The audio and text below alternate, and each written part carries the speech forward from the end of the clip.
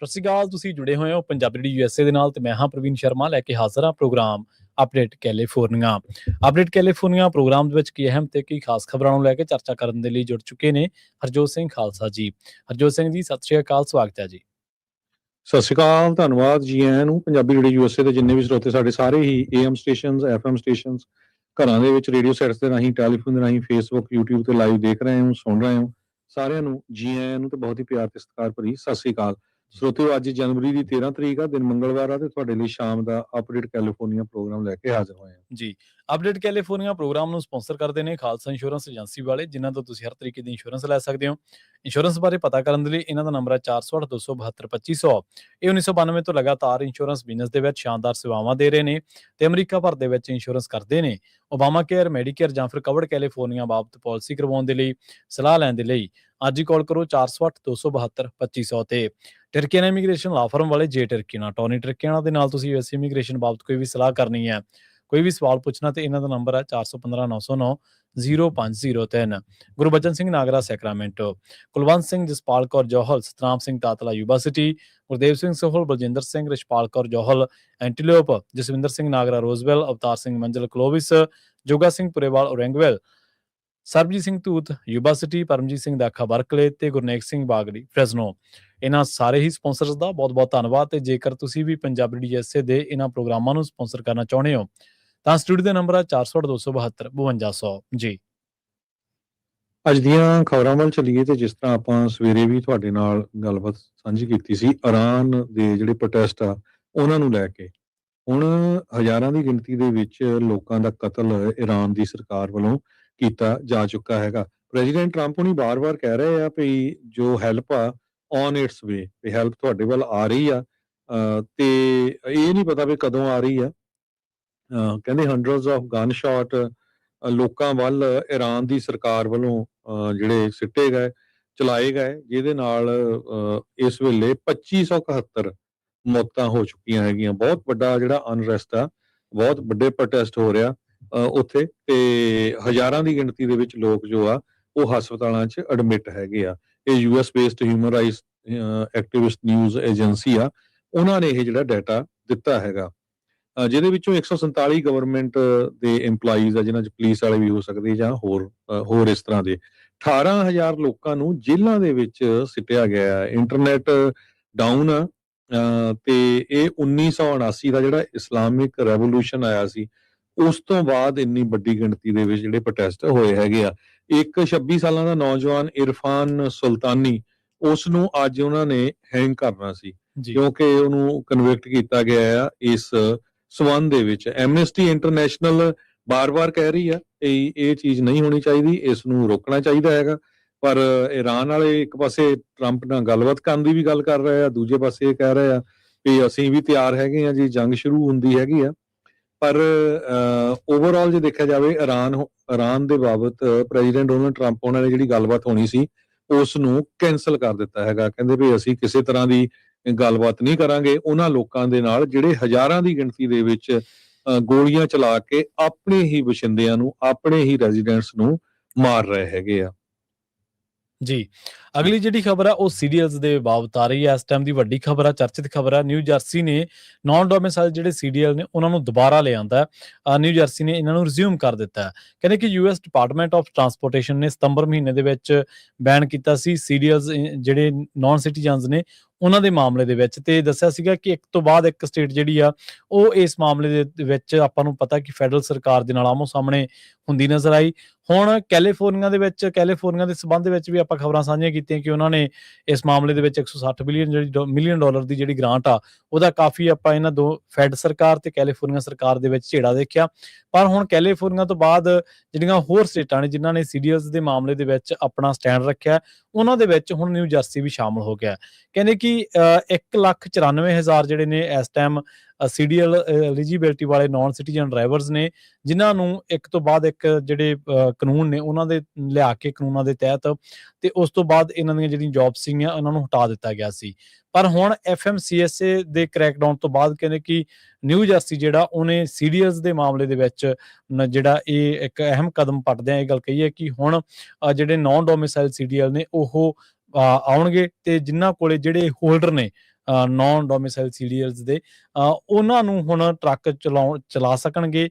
ਇਹ ਕਿੰਨਾ ਕੁ ਚਿਰ ਖੜਦਾ ਨਿਊ ਜਰਸੀ ਦਾ ਇਹ ਫੈਸਲਾ, ਜਾਂ ਇਹ ਵਾਕਈ ਇਹਦੇ ਤੇ ਪਹਿਰੇਦਾਰੀ ਕਰਨਗੇ, ਇਹ ਆਉਣ ਵਾਲਾ ਸਮਾਂ ਦੱਸੂਗਾ। ਕਿਉਂਕਿ ਆਪਾਂ ਨੂੰ ਪਤਾ ਹੀ ਹੈ ਕਿ ਜਿਹੜੇ ਵੀ ਫੈਡ ਸਰਕਾਰ ਨੇ ਕੋਈ ਸੋਧਾਂ ਕੀਤੀਆਂ ਨੇ ਇਮੀਗ੍ਰੇਸ਼ਨ ਦੇ ਮਾਮਲੇ ਦੇ ਵਿੱਚ ਜਾਂ ਹੋਰ, ਤੇ ਜਿੱਥੇ ਕਿਤੇ ਵੀ ਕਿਸੇ ਸੂਬੇ ਨੇ, ਕਿਸੇ ਸਟੇਟ ਨੇ ਉਹਨਾਂ ਦੇ ਵਿੱਚ ਕੋਈ ਤਰਮੀਮ ਕੀਤੀ ਹੈ ਜਾਂ ਉਹਨਾਂ ਤੇ ਕੋਈ ਅੜਿੱਕਾ ਡਾਉਣ ਦੀ ਕੋਸ਼ਿਸ਼ ਕੀਤੀ ਹੈ ਜਾਂ ਉਹਨਾਂ ਤੇ ਕੋਈ ਵੱਖਰਾ ਸਟੈਂਡ ਲਿਆ, ਤਾਂ ਆਪਾਂ ਨੂੰ ਪਤਾ ਕਿ ਫੈਡ ਤੇ ਜਿਹੜੀ ਸਟੇਟ ਸਰਕਾਰ ਆ, ਸੂਬਾ ਸਰਕਾਰ ਆ, ਉਹ ਇੱਕ ਦੂਜੇ ਦੇ ਆਮੋ ਸਾਹਮਣੇ ਵੀ ਹੁੰਦੀਆਂ ਨਜ਼ਰ ਆਈਆਂ ਸਨ।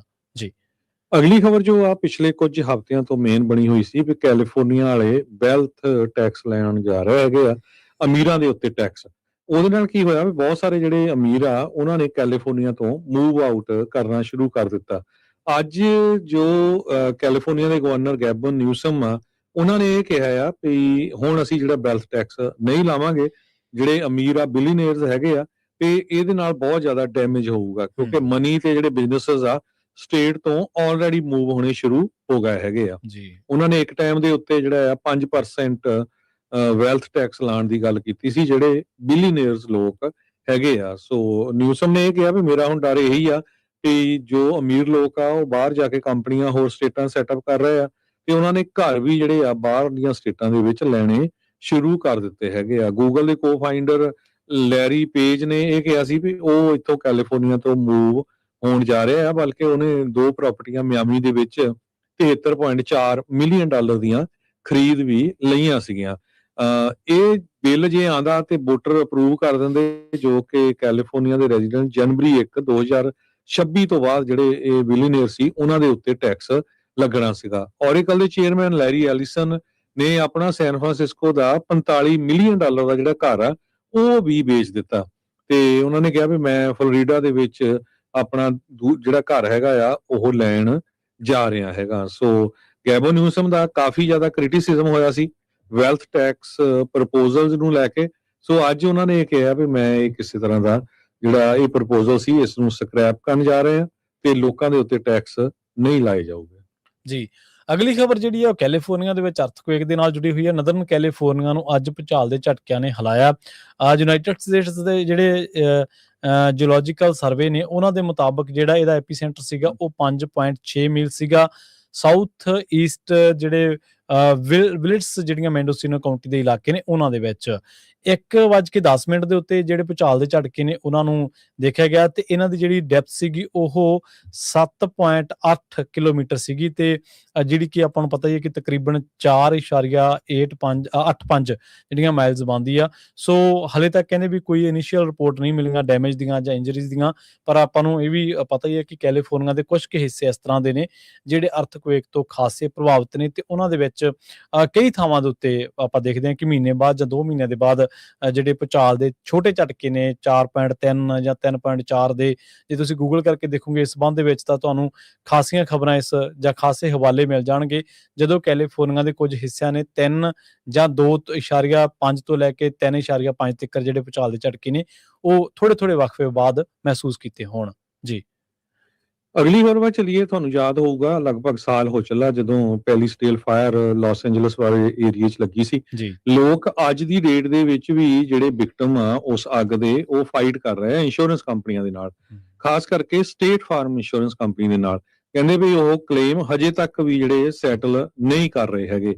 ਇੱਕ ਤਰ੍ਹਾਂ ਦੇ ਜੌਨਸਨ ਨਾਮ ਦੇ ਬੰਦੇ ਦਾ ਉਹਨਾਂ ਨੇ ਦੱਸਿਆ ਇਸ ਨਿਊਜ਼ ਚੈਨਲ ਦੇ ਉੱਤੇ KQED ਜਾਂ NPR ਨਿਊਜ਼ ਚੈਨਲ ਦੇ ਉੱਤੇ ਪਈ ਮੈਨੂੰ ਕਹਿੰਦੇ ਸੀ ਵੀ ਤੈਨੂੰ ਥੈਂਕਸ ਗਿਵਿੰਗ ਦੇ ਉੱਤੇ ਜਿਹੜਾ ਚੈੱਕ ਆ ਉਹ ਮਿਲ ਜਾਊਗਾ, ਪਰ ਹਜੇ ਤੱਕ ਕੋਈ ਚੈੱਕ ਨਹੀਂ ਆਇਆ। ਜੌਨਸਨ ਇਹ ਕਿਹਾ ਵੀ ਸਟੇਟ ਫਾਰਮ ਕੈਲੀਫੋਰਨੀਆ ਦੀ ਟੌਪ ਹੋਮ ਇੰਸ਼ੋਰ ਹੈਗੀ ਆ, ਤੇ ਲਾਸ ਐਂਜਲਸ ਏਰੀਏ ਦੇ ਵਿੱਚ ਬਹੁਤ ਸਾਰੇ ਜਿਹੜੇ ਕਸਟਮਰਸ ਆ ਉਹਨਾਂ ਦੇ ਜਦੋਂ ਵਾਈਲਡ ਫਾਇਰ ਲੱਗੀ ਸੀ ਉਹ ਤੋਂ ਬਾਅਦ ਹੁਣ ਉਹ ਉਹਨਾਂ ਨਾਲ ਫਾਈਟ ਕਰ ਰਹੇ ਹੈਗੇ। ਹਜੇ ਤੱਕ ਵੀ ਉਹਨਾਂ ਨੂੰ ਪੈਸੇ ਨਹੀਂ ਮਿਲੇ, ਜਦੋਂ ਕਿ ਸਾਲ ਦੇ ਕਰੀਬ ਦਾ ਜਿਹੜਾ ਸਮਾਂ ਹੋ ਚੁੱਕਾ ਹੈਗਾ ਆ।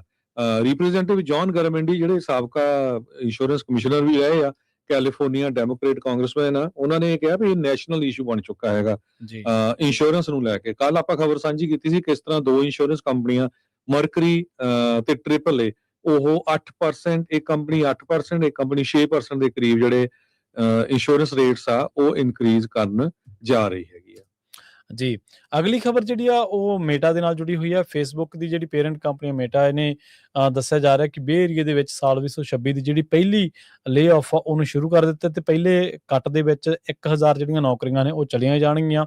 ਟੈਕ ਲੇ-ਆਫ ਦੇ ਹਿਸਾਬ ਦੇ ਨਾਲ ਇਹ ਇੱਕ ਵੱਡੀ ਜਿਹੜੀ ਖਬਰ ਆ ਉਹ ਕਹੀ ਜਾ ਸਕਦੀ ਆ ਤੇ ਦੱਸਿਆ ਜਾ ਰਿਹਾ ਕਿ ਬਲੂਮਬਰਗ ਦੀ ਇੱਕ ਰਿਪੋਰਟ ਦੇ ਹਵਾਲੇ ਦੇ ਨਾਲ ਕਿ ਲੇ-ਆਫ ਜਿਹੜੀਆਂ ਨੇ, ਇਹ ਦੱਸਿਆ ਜਾ ਰਿਹਾ ਕਿ ਜਿਹੜੀਆਂ ਟੀਮ ਫੋਕਸਿੰਗ ਮੇਟਾ ਦੇ ਵਰਚੁਅਲ ਰਿਐਲਿਟੀ ਪ੍ਰੋਡਕਟਸ ਦੇ ਨਾਲ ਉਹਨਾਂ ਦੇ ਵਿੱਚ ਤੇ ਨਾਲ ਹੀ VR ਬੇਸਡ ਜਿਹੜਾ ਸੋਸ਼ਲ ਨੈਟਵਰਕ ਆ ਉਹਦੇ ਵਿੱਚ ਜਿਹੜੇ ਜੌਬ ਕੱਟ ਲੱਗਣਗੇ। ਵਰਚੁਅਲ ਰਿਐਲਿਟੀ ਕਹਿੰਦੇ ਕਿ ਇਹ ਪ੍ਰਾਇਓਰਟੀ ਰਹੀ ਹੈ ਕਿਸੇ ਟਾਈਮ ਮੇਟਾ ਦੀ, ਪਰ ਹੁਣ ਕਹਿੰਦੇ ਵੀ ਇਹਦੇ ਵਿੱਚ ਰੀਡਿਫਾਈਨ ਜਿਹੜਾ ਉਹ ਸ਼ੁਰੂ ਕੀਤਾ ਗਿਆ ਤੇ ਇਹਦੇ ਵਿੱਚ ਇਹ ਵੀ ਦੱਸਿਆ ਗਿਆ ਕਿ ਬਹੁਤ ਸਾਰੀਆਂ ਜਿਹੜੀਆਂ ਥਾਵਾਂ ਨੇ, ਪੋਜੀਸ਼ਨਸ ਨੇ, ਉਹਨਾਂ ਦੇ ਵਿੱਚ AI ਦੇ ਨਾਲ ਜਿਹੜਾ ਖਾਸਾ ਕੰਮ ਆ ਉਹ ਦੇਖਿਆ ਜਾ ਰਿਹਾ। ਇਸੇ ਤਰ੍ਹਾਂ ਜਿਹੜੀ ਇੰਟਰਨੈਟ ਰਿਲਾਇੰਟ VR ਹੈਡਸੈਟਸ ਜਿਹੜੀ ਆ ਉਹ ਵੀ ਕਹਿੰਦੇ ਵੀ ਉਹਦੇ ਵਿੱਚ ਵੀ ਜਿਹੜੀਆਂ ਇਹ ਲੇ-ਆਫਸ ਕੀਤੀਆਂ ਜਾਣਗੀਆਂ। ਫਾਸਟ ਕੰਪਨੀ ਦੇ ਇੱਕ ਨੋਟ ਦੇ ਮੁਤਾਬਕ ਜਿਹੜੀ ਮੇਟਾ ਉਹਨੇ ਜਿਹੜੀ ਪ੍ਰੋਫਿਟ ਆ ਉਹ 73 ਬਿਲੀਅਨ ਦਾ ਜਿਹੜਾ ਲਾਸ ਹੋਣ ਦਾ ਦਾਅਵਾ ਕੀਤਾ ਸੀਗਾ ਪਿਛਲੇ 5 ਸਾਲ ਦੇ ਵਿੱਚ, ਮਾਫ ਕਰਨਾ। ਲਾਸਟ ਮੰਥ ਜਿਹੜਾ ਮੇਟਾ ਦਾ CEO ਆ ਮਾਰਕ ਜ਼ਕਰਬਰਗ, ਉਹਨੇ ਕਨਫਰਮ ਕੀਤਾ ਸੀਗਾ ਕਿ ਕੰਪਨੀ ਜਿਹੜੀ ਆ ਉਹ ਆਉਣ ਵਾਲੇ ਟਾਈਮ ਦੇ ਵਿੱਚ ਇੱਕ ਤਾਂ ਮੇਟਾਵਰਸ ਦੇ ਉੱਤੇ ਤੇ ਇੱਕ ਜਿਹੜੀਆਂ ਪੋਜੀਸ਼ਨਸ ਨੇ ਜਿੱਥੋਂ ਸਾਨੂੰ ਕੋਈ ਵੀ ਲਾਭ ਪ੍ਰਾਪਤ ਨਹੀਂ ਹੋ ਰਿਹਾ ਉਹਨਾਂ ਦੇ ਉੱਤੇ ਜਿਹੜਾ ਕੰਮ ਆ ਉਹ ਕਰੇਗੀ ਤੇ ਫੋਕਸ ਕਰੇਗੀ। ਟੈਕਨੋਲੋਜੀ ਸੈਕਟਰ ਜਿਹੜਾ ਉਹ ਇਹਦੇ ਵਿੱਚ ਦੱਸਿਆ ਜਾ ਰਿਹਾ ਕਿ ਬਲੂਮਬਰਗ ਨੇ ਇਹ ਰਿਪੋਰਟ ਦਿੱਤੀ ਹੈ ਕਿ ਲੇਟੈਸਟ ਜਿਹੜੀਆਂ ਲੇ-ਆਫਸ ਨੇ ਉਹ ਇੱਕ ਪਾਰਟ ਹੈ ਬ੍ਰੌਡਰ ਐਫਰਟ ਦਾ, ਜਿਨ੍ਹਾਂ ਦੇ ਵਿੱਚ ਇਹ ਧਿਆਨ ਰੱਖਿਆ ਜਾਣਾ ਕਿ ਜਿਹੜੇ ਰਿਸੋਰਸਿਸ ਨੇ ਉਹਨਾਂ ਨੂੰ AI ਦੇ ਨਾਲ ਕਿਵੇਂ ਯੂਜ਼ ਕੀਤਾ ਜਾਵੇ ਤੇ ਜਿਹੜੇ ਖਾਸ ਕਰਕੇ ਉਸ ਤੋਂ ਬਾਅਦ ਸਮਾਰਟਫੋਨ ਫੀਚਰਸ ਨੇ ਉਹਨਾਂ ਦੇ ਹਿਸਾਬ ਦੇ ਨਾਲ ਕਿੰਨੀ ਕੁ ਟੀਮ ਦੀ ਜਿਹੜੀ ਆ ਉਹ ਲੋੜ ਆ। ਸੋ ਇਸ ਟਾਈਮ ਵੱਡੀ ਖਬਰ ਕਹੀ ਜਾ ਸਕਦੀ ਹੈ ਕਿਉਂਕਿ ਆਪਾਂ ਨੂੰ ਪਤਾ ਹੀ ਹੈ ਕਿ ਬੇ ਏਰੀਆ ਕਹਿ ਲਓ ਜਾਂ ਇੱਕ ਤਰੀਕੇ ਦੇ ਨਾਲ ਜੇ IT ਸੈਕਟਰ ਦੇ ਵਿੱਚ ਸ਼ੁਰੂਆਤ ਦੇ ਵਿੱਚ ਹੀ ਇਹ ਸ਼ੁਰੂਆਤ ਹੋ ਗਈ ਹੈ ਕਿ ਬਈ ਲੇ-ਆਫਸ ਹੋ ਰਹੀਆਂ ਨੇ, ਤਾਂ ਆਉਣ ਵਾਲੇ ਟਾਈਮ ਦੇ ਵਿੱਚ ਹੋਰ ਕੰਪਨੀਆਂ ਵੀ ਇਹਦੇ ਤੇ ਜ਼ਰੂਰ ਜਿਹੜਾ ਫੋਕਸ ਕਰ ਰਹੀਆਂ ਤੇ ਜਿਵੇਂ ਆਪਾਂ AI ਦੇ ਹਵਾਲੇ ਦੇ ਨਾਲ ਤੁਹਾਨੂੰ ਦੱਸਦੇ ਰਹਿੰਦੇ ਹਾਂ ਕਿ AI ਬਹੁਤ ਸਾਰੀਆਂ ਜੌਬਸ ਨੂੰ ਖਾ ਜਾਊਗਾ, ਤਾਂ ਮੇਟਾ ਦੀ ਇਹ ਉਦਾਹਰਨ ਆਪਣੇ ਸਾਰਿਆਂ ਦੇ ਸਾਹਮਣੇ ਹੈ। ਅਗਲੀ ਖਬਰ ਵੱਲ ਚਲੀਏ। ਫ੍ਰਿਜ਼ਨੋ ਦੇ ਵਿੱਚ ਵੀਕਐਂਡ ਦੇ ਦੌਰਾਨ ਬਹੁਤ ਵੱਡਾ ਪ੍ਰੋਟੈਸਟ ਹੋਇਆ। ਹਜ਼ਾਰਾਂ ਦੇ ਕਰੀਬ ਲੋਕਾਂ ਨੇ ਜਿਹੜਾ ਆ ਬਲੈਕਸਟੋਨ ਐਵਨਿਊ ਦੇ ਉੱਤੇ ਪ੍ਰੋਟੈਸਟ ਕੀਤਾ ਆਈਸ ਦੇ ਅਗੇਂਸਟ, ਜੀ ਹਜ਼ਾਰਾਂ ਦੀ ਗਿਣਤੀ ਦੇ ਵਿੱਚ। ਤੇ ਕਹਿੰਦੇ ਭਈ ਜੋ ਇੱਕ ਬੀਬੀ ਦਾ ਕਤਲ ਕਰ ਦਿੱਤਾ ਗਿਆ ਸੀ ਆਈਸ ਦੇ ਏਜੰਟਸ ਵੱਲੋਂ ਗੋਲੀਆਂ ਮਾਰ ਕੇ, ਉਸ ਨੂੰ ਜਿਹੜਾ ਯਾਦ ਕੀਤਾ ਗਿਆ। ਲੋਕਲ ਐਕਟਿਵਿਸਟ ਤੇ ਜਿਹੜੇ ਆਰਗੇਨਾਈਜੇਸ਼ਨ ਸੀਗੀਆਂ ਉਹਨਾਂ ਨੇ ਫ੍ਰਿਜ਼ਨੋ ਆਈਸ ਪ੍ਰੋਸੈਸਿੰਗ ਸੈਂਟਰ ਜੋ ਡਾਊਨਟਾਊਨ ਦੇ ਵਿੱਚ ਹੈਗਾ ਆ, ਉਸ ਫੈਸਿਲਿਟੀ ਦੇ ਲਾਗੇ ਛਾਗੇ ਜਾ ਕੇ ਵੀ ਕਾਫੀ ਵੱਡਾ ਜਿਹੜਾ ਪ੍ਰੋਟੈਸਟ ਕੀਤਾ ਹੈਗਾ ਆ। ਪ੍ਰੋਟੈਸਟਰਸ ਨੇ ਜੋ ਉਹਨਾਂ ਨੇ ਇਹ ਕਿਹਾ ਵੀ ਸਾਡਾ ਮੇਨ ਕੰਸਰਨ ਅਕਾਊਂਟੇਬਿਲਟੀ ਹੈਗੀ ਆ, ਵੀ ਜਿਸ ਹਿਸਾਬ ਦੇ ਨਾਲ ਗੋਲੀਆਂ ਮਾਰੀਆਂ ਗਈਆਂ ਤੇ ਨਾਲ ਹੀ ਡਿਸਾਈਡ ਕਰ ਲਿਆ ਗਿਆ ਵੀ ਉਹ ਜੀ ਸਾਡੇ ਤੇ ਕਾਰ ਚੜਾਉਣ ਲੱਗੀ ਸੀ, ਜਦੋਂ ਕਿ ਕਿਸੇ ਤਰ੍ਹਾਂ ਦਾ ਜਿਹੜਾ ਪ੍ਰੂਵ ਆ ਉਹ ਨਹੀਂ ਹੋਇਆ। ਇੰਡੀਪੈਂਡੈਂਟ ਜਿਹੜੇ ਲੋਕ ਆ ਉਹਨਾਂ ਤੋਂ ਇਹ ਇਨਕੁਆਇਰੀ ਕਹਿੰਦੇ ਕਰਾਣੀ ਚਾਹੀਦੀ ਹੈਗੀ ਆ। ਦੂਸਰੇ ਪਾਸੇ ਫ੍ਰਿਜ਼ਨੋ ਕਾਉਂਟੀ ਦੇ ਜਿਹੜੇ ਆਫੀਸ਼ੀਅਲਸ ਆ ਉਹਨਾਂ ਨੇ ਕੱਲ ਇੱਕ ਬਹੁਤ ਵੱਡੀ ਮੀਟਿੰਗ ਕੀਤੀ ਆ ਜਿਹਦੇ ਵਿੱਚ ਉਹਨਾਂ ਨੇ ਇਹ ਕਿਹਾ ਵੀ ਜੋ ਆਈਸ ਦੇ ਏਜੰਟਸ ਦੇ ਉੱਤੇ ਅਟੈਕ ਹੋ ਰਹੇ ਹੈਗੇ ਆ ਤੇ ਉਹ ਅਸੀਂ ਕੰਡੈਮ ਕਰਦੇ ਆ ਤੇ ਅਸੀਂ ਇਹ ਵੀ ਕਹਿੰਦੇ ਆ ਵੀ ਜੋ ਲਾ ਇਨਫੋਰਸਮੈਂਟ ਆ ਉਸ ਨੂੰ ਸਪੋਰਟ ਕਰਨਾ ਚਾਹੀਦਾ ਆਈਸ ਏਜੰਟਸ ਨੂੰ। ਇਹ ਫ੍ਰਿਜ਼ਨੋ ਕਾਉਂਟੀ ਦੇ ਜਿਹੜੇ ਆਫੀਸ਼ੀਅਲਸ ਆ, ਸੁਪਰਵਾਈਜ਼ਰ ਗੈਰੀ ਬ੍ਰੈਡਫਲੈਡ, ਉਹਨਾਂ ਨੇ ਇਹ ਕਿਹਾ ਵੀ ਈਵਨ ਦੋ ਪ੍ਰੋਟੈਸਟ ਪੀਸਫੁਲ ਰਹੇ ਆ ਪਰ ਕਿਸੇ ਤਰ੍ਹਾਂ ਦੀ ਵਾਇਲੈਂਟ ਕਨਫਰੰਟੇਸ਼ਨ ਆ ਜੋ ਆਈਸ ਵਾਲਿਆਂ ਦੇ ਨਾਲ ਨਹੀਂ ਹੋਣੀ ਚਾਹੀਦੀ ਜਿਸ ਤਰ੍ਹਾਂ ਹੋਰ ਸ਼ਹਿਰਾਂ ਦੇ ਵਿੱਚ ਹੋ ਰਹੀ ਹੈਗੀ ਆ। ਕਾਫੀ ਜਿਹੜੇ ਸਪੀਕਰ ਸੀ ਇੱਥੇ ਜੋ ਕੈਲੀਫੋਰਨੀਆ ਦੇ ਸੈਂਕਚੁਰੀ ਲਾਜ਼ ਹੈਗੇ ਆ ਉਹਨਾਂ ਨੂੰ ਲੈ ਕੇ ਉਹਨਾਂ ਨੇ ਇਹ ਕਿਹਾ ਵੀ ਜੋ ਫੈਡਰਲ ਏਜੰਟਸ ਹੈਗੇ ਆ ਜੋ ਧੱਕਾ ਕਰ ਰਹੇ ਹੈਗੇ ਕਮਿਊਨਿਟੀਜ਼ ਦੇ ਨਾਲ, ਇਹ ਬਿਲਕੁਲ ਸਹੀ ਨਹੀਂ ਹੈਗਾ। ਫ੍ਰਿਜ਼ਨੋ ਕਾਉਂਟੀ ਦੇ ਸੁਪਰਵਾਈਜ਼ਰ ਗੈਰੀ ਬ੍ਰੈਡਫੀਲਡ ਤੇ ਹੋਰ ਬਹੁਤ ਸਾਰੇ ਇਲੈਕਟਡ ਆਫੀਸ਼ੀਅਲਸ ਨੇ ਜਿਹੜੀ ਆ ਨੇਸ਼ਨ ਵਾਈਡ ਕਾਲ ਦਿੱਤੀ ਹੈਗੀ ਆ ਵੀ ਜੋ ਇਮੀਗ੍ਰੇਸ਼ਨ ਤੇ ਕਸਟਮ ਇਨਫੋਰਸਮੈਂਟ ਦੇ ਆਫੀਸਰਸ ਆ ਉਹਨਾਂ ਤੇ ਕਿਸੇ ਤਰ੍ਹਾਂ ਦੇ ਅਟੈਕ ਨਾ ਕੀਤੇ ਜਾਣ ਕਿਉਂਕਿ ਮਾਹੌਲ ਜਿਹੜਾ ਆ ਦੋਨੋਂ ਪਾਸਿਓਂ ਜਿਹੜਾ ਕਾਫੀ ਖਰਾਬ ਹੋ ਚੁੱਕਾ ਹੈਗਾ। ਜੀ, ਅਗਲੀ ਖਬਰ ਜਿਹੜੀ ਆ ਉਹ ਵੀ ਇਸੇ ਤਰ੍ਹਾਂ ਹੀ ਜੁੜੀ ਹੋਈ ਹੈ ਇਮੀਗ੍ਰੇਸ਼ਨ ਦੇ ਮਾਮਲਿਆਂ ਦੇ ਨਾਲ। ਟਰੰਪ ਐਡਮਿਨਿਸਟ੍ਰੇਸ਼ਨ ਜਿਹੜੀ ਆ ਉਹ ਕਹਿੰਦੇ ਕਿ ਜਿਹੜਾ ਟੈਂਪਰੇਰੀ ਪ੍ਰੋਟੈਕਟਡ ਸਟੇਟਸ ਹੈ 2500 ਸਮਾਲੀਅਨ ਇਮੀਗ੍ਰੈਂਟਸ ਦਾ, ਉਹ ਹੁਣ ਮਾਰਚ 17 ਨੂੰ ਜਿਹੜਾ ਉਹ ਲੀਗਲ ਸਟੇਟਸ ਤੇ ਵਰਕ ਪਰਮਿਟ ਦੇ ਨਾਲ ਰਿਲੇਟਡ ਜਿਹੜੀਆਂ ਸਟੇਟਸ ਆ ਉਹ ਹੁਣ ਲੂਜ਼ ਕਰ ਜਾਣਗੇ। ਟਰੰਪ ਨੇ ਆਪਾਂ ਨੂੰ ਪਤਾ ਹੀ ਹੈ ਸਮਾਲੀ ਇਮੀਗ੍ਰੈਂਟਸ ਦੇ ਮਾਮਲੇ ਦੇ ਵਿੱਚ ਇਹ ਗੱਲ ਕਹੀ ਸੀ ਕਿ ਇਹ ਗਾਰਬੇਜ ਆ ਤੇ ਇਹ ਉਹ ਚਾਹੁੰਦੇ ਆ ਕਿ ਉਹ ਛੱਡ ਕੇ ਚਲੇ ਜਾਣ। ਤੇ ਉਸ ਤੋਂ ਬਾਅਦ ਫਰਾਡ ਸਕੈਂਡਲ ਜਦੋਂ ਵੱਡੇ ਪੱਧਰ ਤੇ ਸਾਹਮਣੇ ਆਏ ਸਨ ਤਾਂ ਉਸ ਤੋਂ ਬਾਅਦ ਇਸ ਜਿਹੜੀ ਭਾਈਚਾਰਾ ਇਹਦੇ ਉੱਤੇ ਕਾਰਵਾਈ ਜਿਹੜੀ ਹੋਣੀ ਸ਼ੁਰੂ ਹੋਈ ਸੀਗੀ। ਕਹਿੰਦੇ ਕਿ ਇੱਕ ਪਾਸੇ ਮਿਨੀਐਪਲਿਸ ਦੇ ਵਿੱਚ ਆਪਾਂ ਨੂੰ ਪਤਾ ਹੈ ਕਿ ਮਿਨੇਸੋਟਾ ਦੇ ਵਿੱਚ ਇੱਕ ਬੀਬੀ ਜਿਹੜੀ ਹੈ ਜੋਨਾਥਨ ਰੌਸ ਨਾਂ ਦੇ ਬੰਦੇ ਨੇ ਰੀਨੀ ਗੁੱਡ ਨਾਂ ਦੀ ਬੀਬੀ ਨੂੰ ਯੂਐਸ ਸਿਟੀਜ਼ਨ ਨੂੰ ਜਿਹੜਾ ਉਹ ਕਹਿੰਦੇ ਵੀ ਮਾਰ ਦਿੱਤਾ ਸੀਗਾ। ਬੇਸ਼ੱਕ ਉਸ ਮਾਮਲੇ ਦੇ ਵਿੱਚ ਕਹਿੰਦੇ ਕਿ ਫੈਡ ਸਰਕਾਰ ਦੀ ਕਾਫੀ ਆਲੋਚਨਾ ਤਾਂ ਹੋ ਰਹੀ ਆ, ਪਰ ਉਸ ਦੇ ਨਾਲ ਜਿਹੜੀ ਫੈਡ ਸਰਕਾਰ ਆ ਉਹ ਕਿਸੇ ਵੀ ਮਾਮਲੇ ਦੇ ਵਿੱਚ ਇਮੀਗ੍ਰੇਸ਼ਨ ਦੇ ਵਿੱਚ ਢਿੱਲ ਨਹੀਂ ਦੇ ਰਹੀ। ਮਿਨੀਸੋਟਾ ਦੀ ਘਟਨਾ ਤੋਂ ਬਾਅਦ ਵੀ ਕਹਿੰਦੇ ਕਿ ਜਿਹੜੇ ਲਗਾਤਾਰ ਸੋਮਾਲੀ ਜਿਹੜੇ ਲੋਕ ਨੇ ਉਹਨਾਂ ਦੇ ਉੱਤੇ ਜਿਹੜੀ ਜਿਸ ਤਰ੍ਹਾਂ ਦੀ ਗਾਜ ਡਿੱਗੀ ਸੀ ਉਹ ਬਰਕਰਾਰ ਆ, ਤੇ ਹੁਣ ਦੱਸਦੇ ਆ ਕਿ 17 ਤਰੀਕ ਤੱਕ 2500 ਸੋਮਾਲੀ ਜਿਹੜੇ ਇਮੀਗ੍ਰੈਂਟਸ ਨੇ ਉਹ ਆਪਣਾ, ਚਾਹੇ ਉਹਨਾਂ ਦੇ ਕੋਲ ਕੋਈ ਲੀਗਲ ਸਟੇਟਸ ਆ ਚਾਹੇ ਵਰਕ ਪਰਮਿਟ ਨੇ, ਉਹ ਹੁਣ ਲੂਜ਼ ਕਰ ਜਾਣਗੇ। ਜੀ 117 ਸਾਲ ਪੁਰਾਣਾ ਕੈਲੀਫੋਰਨੀਆ ਕਾਲਜ ਆਫ ਆਰਟਸ ਜੋ ਸੈਨ ਫਰਾਂਸਿਸਕੋ 'ਚ ਆ ਉਹ ਸ਼ਟ ਡਾਊਨ ਹੋਣ ਜਾ ਰਿਹਾ ਹੈਗਾ। ਜੀ ਸੋ ਇਸ ਦੀ ਜਗ੍ਹਾ ਤੇ ਨੈਸ਼ਵਿਲ ਵੇਸਟ ਯੂਨੀਵਰਸਿਟੀ ਜੋ ਵੈਂਡਰਬਿਲਟ ਯੂਨੀਵਰਸਿਟੀ ਆ ਉਹ ਟੇਕ ਓਵਰ ਕਰੂਗੀ ਇਸ ਨੂੰ ਸਨ 2027 ਦੇ ਵਿੱਚ। 119 ਸਾਲ ਪੁਰਾਣਾ ਇਹ ਕਾਲਜ ਸੀ, ਬਹੁਤ ਹੀ ਮਸ਼ਹੂਰ ਕਾਲਜ ਸੈਨ ਫਰਾਂਸਿਸਕੋ ਸ਼ਹਿਰ ਦੇ ਵਿੱਚ ਸੀ। ਈਵਨ ਦੋ ਕਹਿੰਦੇ ਇਹਨਾਂ ਕੋਲ millions of dollar the funding ਜਾਂ ਗ੍ਰਾਂਟਸ ਵੀ ਸੀਗੀਆਂ, ਪਰ ਸਮਹਾਉ ਕਹਿੰਦੇ ਵੀ ਅਸੀਂ ਇਸ ਨੂੰ ਰਨ ਨਹੀਂ ਕਰ ਸਕਦੇ। ਸੋ ਨੈਸ਼ਵਿਲ ਦੀ ਯੂਨੀਵਰਸਿਟੀ ਨੇ ਇਸ ਨੂੰ ਜਿਹੜਾ ਆ ਟੇਕ ਓਵਰ ਕਰ ਲਿਆ ਹੈਗਾ। ਸੋ 2027 ਦੇ ਵਿੱਚ ਉਹ ਜਿਹੜੀਆਂ ਕਲਾਸਿਸ ਆ ਉਹ ਸ਼ੁਰੂ ਕਰ ਦੇਣਗੇ। ਜੀ ਅਗਲੀ ਜਿਹੜੀ ਖਬਰ ਹੈ ਲਾਸ ਐਂਜਲਸ ਤੋਂ ਆ ਰਹੀ ਹੈ। ਲਾਸ ਐਂਜਲਸ ਦੇ ਵਿੱਚ ਕਹਿੰਦੇ ਕਿ ਜਿਹੜੇ ਲੋਕ ਨੇ ਉਹ ਹੁਣ ਫੈਡਰਲ ਇਮੀਗ੍ਰੇਸ਼ਨ ਜਿਹੜੇ ਆਫੀਸਰਸ ਨੇ ਉਹਨਾਂ ਨੂੰ ਲਗਾਤਾਰ ਟਾਰਗੇਟ ਕੀਤਾ ਜਾ ਰਿਹਾ, ਖਾਸ ਕਰਕੇ ਉਹ ਲੋਕ ਜਿਹੜੇ ਸਟਰੀਟ ਵੈਂਡਰਸ ਨੇ। ਕੋਆਲੀਸ਼ਨ ਆਫ ਇਮੀਗ੍ਰੈਂਟਸ ਇਹ ਜਿਹੜੀ ਜਥੇਬੰਦੀ ਹੈ ਇੱਕ ਜਿਹੜੀ ਕਿ ਕੰਮ ਕਰਦੀ ਹੈ, ਤੇ ਉਹਨਾਂ ਨੇ ਦੱਸਿਆ ਵੀ ਈਗਲ ਰੌਕ ਪਲਾਜ਼ਾ ਤੇ ਹੋਰ ਕਈ ਇਲਾਕੇ ਜਿੱਥੇ ਕਿ ਫੈਡਰਲ ਇਮੀਗ੍ਰੇਸ਼ਨ ਏਜੰਟਸ ਜਿਹੜੇ ਨੇ ਉਹ ਦੇਖੇ ਜਾ ਸਕਦੇ ਨੇ, ਤੇ ਇਸੇ ਕਰਕੇ ਜਿਹੜੇ ਉੱਥੋਂ ਵੈਂਡਰ ਨੇ ਉਹ ਹੁਣ ਉੱਥੋਂ ਦੂਰੀ ਬਣਾ ਕੇ ਰੱਖਣ ਲੱਗ ਪਏ ਨੇ, ਮਤਲਬ ਕਿ ਉੱਥੋਂ ਗੈਰ ਹਾਜ਼ਰ ਤੇ ਉੱਥੋਂ ਲਾਪਤਾ ਹੋਣ ਲੱਗ ਪਏ ਨੇ। Los Angeles city council member Isabel Jurado ਜਿਹੜੇ ਨੇ ਉਹ ਕਹਿੰਦੇ ਕਿ ਅਸੀਂ ਲਗਾਤਾਰ ਇਸ ਗੱਲ ਨੂੰ ਲੈ ਕੇ ਚਿੰਤਤ ਹਾਂ ਕਿ ਜਿਹੜੇ ਇਮੀਗ੍ਰੇਸ਼ਨ ਐਨਫੋਰਸਮੈਂਟ ਆਪਰੇਸ਼ਨਸ ਆ ਉਹ ਲਗਾਤਾਰ ਵਧਾਏ ਜਾ ਰਹੇ ਨੇ, ਜਿਹਦੇ ਕਰਕੇ ਹੁਣ ਕਹਿੰਦੇ ਕਿ ਲੋਕਾਂ ਦੇ ਵਿੱਚ ਦਹਿਸ਼ਤ ਜਿਹੜੀ ਆ ਦੁਬਾਰਾ ਦੇਖੀ ਜਾ ਰਹੀ ਹੈ। ਉਹ ਕਹਿੰਦੇ ਕਿ ਥਰੂ ਨੇਬਰਹੁੱਡ ਦੇ ਵਿੱਚ ਜਿੰਨੇ ਵੀ ਕਹਿੰਦੇ ਕਿ ਇਸ ਤਰ੍ਹਾਂ ਦੇ ਕੋਈ ਫੂਡ ਪਾਰਕਿੰਗ ਦਾ ਕੰਮ ਸੀ ਜਾਂ ਕੋਈ ਹੋਰ, ਤਾਂ ਉੱਥੇ ਹੁਣ ਲੋਕਾਂ ਦੀ ਜਿਹੜੀ ਗਿਣਤੀ ਆ ਉਹ ਘੱਟ ਦੇਖੀ ਜਾ ਰਹੀ ਆ। ਜੋ ਹਰਨਾਂਡਜ਼ ਜਿਹੜੇ ਕਿ ਲੰਬਾ ਸਮੇਂ ਤੋਂ ਟਾਕੋ ਸਟੈਂਡ ਜਿਹੜਾ ਉਹ ਹਾਈਲੈਂਡ ਪਾਰਕ ਦੇ ਇਲਾਕਿਆਂ ਦੇ ਵਿੱਚ ਚਲਾ ਰਹੇ ਸੀਗੇ, ਉਹ ਕਹਿੰਦੇ ਕਿ ਹੁਣ ਲੋਕਾਂ ਦਾ ਆਉਣਾ ਬਹੁਤ ਘਟ ਗਿਆ, ਕਿਉਂਕਿ ਇਮੀਗ੍ਰੇਸ਼ਨ ਏਜੰਟਸ ਜਦੋਂ ਇਹਨਾਂ ਇਲਾਕਿਆਂ ਦੇ ਵਿੱਚ ਆਉਂਦੇ ਨੇ ਤਾਂ ਲੋਕ ਡਰਦੇ ਨੇ, ਤੇ ਡਰ ਤੋਂ ਬਾਅਦ ਉਹ ਕਹਿੰਦੇ ਵੀ ਸਾਡੇ ਬਿਜ਼ਨਸ ਦੇ ਉੱਤੇ, ਸਾਡੇ ਕਾਰੋਬਾਰਾਂ ਦੇ ਉੱਤੇ ਨਹੀਂ ਆਉਂਦੇ। ਤੇ ਇਸੇ ਤਰ੍ਹਾਂ ਜਿਹੜੇ ਸਪੈਨਿਸ਼ ਮੂਲ ਦੇ ਹੋਰ ਲੋਕ ਨੇ ਜਿਨ੍ਹਾਂ ਦੇ ਨਾਲ ਇੱਕ ਮੀਡੀਆ ਅਦਾਰੇ ਨੇ ਗੱਲਬਾਤ ਕੀਤੀ ਆ, ਉਹਨਾਂ ਦਾ ਵੀ ਦਾਅਵਾ ਇਹੀ ਹੈ। ਇੱਥੋਂ ਤੱਕ ਕਿ ਕਹਿੰਦੇ ਕਿ Los Angeles Unified School District schools ਨੇ ਵੀ ਇਹ ਗੱਲ ਕਹੀ ਆ ਵੀ ਜਿਹੜੇ ਪਿਛਲੇ ਕੁਛ ਸਮੇਂ ਦੇ ਵਿੱਚ ਜਿਹੜੇ ਸਟਰੀਟ ਵੈਂਡਰਸ ਨੇ ਉਹ ਡਿਟੇਨ ਕੀਤੇ ਗਏ ਇਸ ਏਰੀਏ ਦੇ ਵਿੱਚ। 5 ਜਿਹੜੇ ਸਟਰੀਟ ਵੈਂਡਰਸ ਨੇ ਉਹਨਾਂ ਦੇ ਉੱਤੇ ਇਹ ਗਾਜ ਡਿੱਗੀ, ਤੇ ਇਹਨਾਂ ਦੇ ਵਿੱਚ ਇੱਕ ਕਹਿੰਦੇ ਬੰਦਾ ਸੀਗਾ ਤੇ ਉਹਦੇ ਨਾਲ ਇੱਕ ਬੱਚਾ ਸੀਗਾ ਜਿਹਨੇ Los Angeles Unified School District school ਦੇ ਵਿੱਚੋਂ ਪੜ੍ਹਦਾ ਸੀਗਾ। ਵਿਟਨੈਸ ਇਹ ਦੱਸਦੇ ਆ ਵੀ ਇਹ ਜਿਹੜਾ ਫਾਦਰ ਆ ਉਹਨੂੰ ਇੱਕ ਟੈਕੋ ਸ਼ਾਪ ਦੇ ਉੱਤੋਂ ਚੱਕਿਆ ਗਿਆ ਸੀ, ਫਿਗੋਰਾ ਸਟਰੀਟ ਦੇ ਉੱਤੋਂ ਤੇ ਯਾਰਕ ਬੁਲੇਵਾਰਡ ਦੇ ਇਲਾਕਿਆਂ ਦੇ ਵਿੱਚੋਂ, ਤੇ ਉਦੋਂ ਉਹ ਆਪਣੇ ਬੱਚੇ ਨਾਲ ਸੀਗਾ। ਇਹ ਵੀਡੀਓ ਜਦੋਂ ਸਪਰੈਡ ਹੋਈ ਤਾਂ ਉਸ ਤੋਂ ਬਾਅਦ ਕਹਿੰਦੇ ਕਿ ਲੋਕਾਂ ਦੇ ਵਿੱਚ ਖਾਸਾ ਜਿਹੜਾ ਗੁੱਸਾ ਵੀ ਆ, ਤੇ ਲੋਕ ਹੁਣ ਇਮੀਗ੍ਰੇਸ਼ਨ ਏਜੰਟਸ ਤੋਂ ਦੂਰੀ ਬਣਾਉਣ ਲੱਗ ਪਏ ਨੇ।